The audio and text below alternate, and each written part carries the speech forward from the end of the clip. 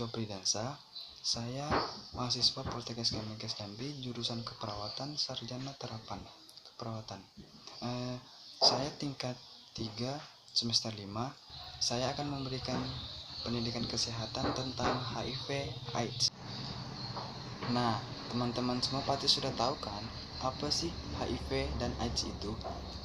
HIV atau Human Immunology Deficiency Virus adalah sejenis virus yang menyerang sistem kekebalan tubuh manusia dan dapat menimbulkan AIDS. HIV menyerang salah satu jenis dari sel-sel darah putih yang bertugas menangkal infeksi. Sedangkan AIDS adalah singkatan dari Acquired Immunity Deficiency Syndrome, yang berarti kumpulan gejala atau sindroma akibat menurunnya kekebalan tubuh yang disebabkan oleh infeksi virus tersebut. Nah, apa sih penyebabnya?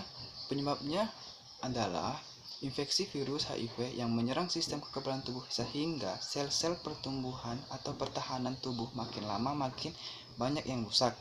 Jadi, penderita infeksi HIV menjadi sangat rentan terhadap semua bentuk infeksi.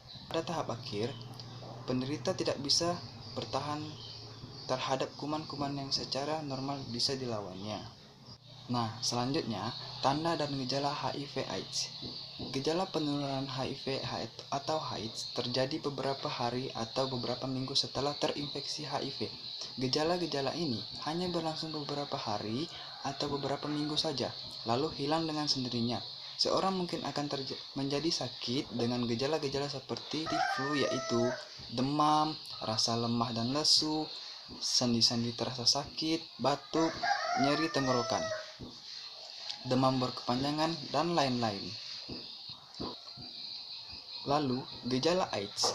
Gejala AIDS yang timbul adalah seperti radang paru, radang saluran pencernaan, radang karena jamur di mulut dan kerongkongan, kanker kulit, TBC, dan gangguan susunan saraf atau neurologis. Nah, berikutnya cara penularan HIV atau AIDS. Bagaimana sih penularan HIV atau AIDS itu? Nah, ini dia cara penularannya, teman-teman. 1.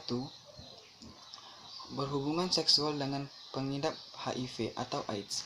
Hubungan seksual secara vaginal, anal, dan oral dengan penderita HIV tanpa perlindungan bisa menularkan HIV.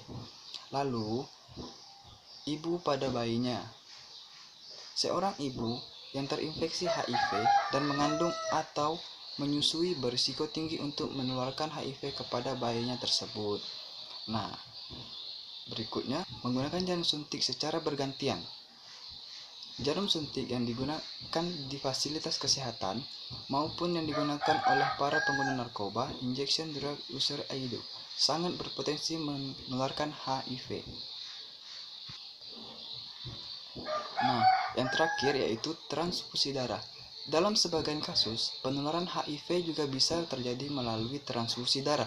Namun, kejadian ini semakin jarang terjadi karena adanya penerapan uji kelayakan donor, termasuk donor darah, organ, ataupun donor jaringan tubuh. Nah, agar kalian terhindar dari HIV atau AIDS, kalian wajib menjauhi hal-hal berikut ini, yaitu upaya untuk mencegah penularan HIV atau AIDS dikenal dengan prinsip ABCD, yaitu abstinensi. Abstinensi merupakan suatu upaya untuk melakukan hubungan seksual, terutama bagi seorang yang belum menikah. Jadi, yang pertama itu kalian harus menghindari hubungan seksual di luar nikah. Baiklah, yang kedua, be faithful. Be faithful merupakan suatu upaya untuk tidak berganti-ganti pasangan, atau dengan kata lain, menunjukkan sikap saling setia kepada pasangannya. Yang berikutnya itu kondom. Melakukan hubungan seksual yang aman yaitu menggunakan alat pelindung atau kondom. Yang terakhir, don't start syringe, don't inject. Jangan memakai jarum suntik atau alat yang menembus kulit secara bergantian dengan orang lain, terutama di kalangan pemakai narkoba. Nah, yang terakhir, saya akan menjelaskan apa sih obat HIV dan AIDS itu. Obat HIV dan AIDS adalah obat antiretroviral atau ARV, adalah beberapa obat yang digunakan untuk mengobati infeksi HIV. Obat-obatan ini tidak membunuh virus, tetapi memperlambat pertumbuhannya virus. HIV bisa mudah beradaptasi dan kebal terhadap satu golongan ARV. Oleh karena itu, kombinasi golongan ARV ini akan diberikan oleh para penderita HIV tersebut. Nah, pesan dari saya, kalian harus menjaga pola makan yang baik, lalu kalian harus rutin berolahraga agar terhindar dari HIV dan AIDS tersebut. Jadi, sekian video dari saya.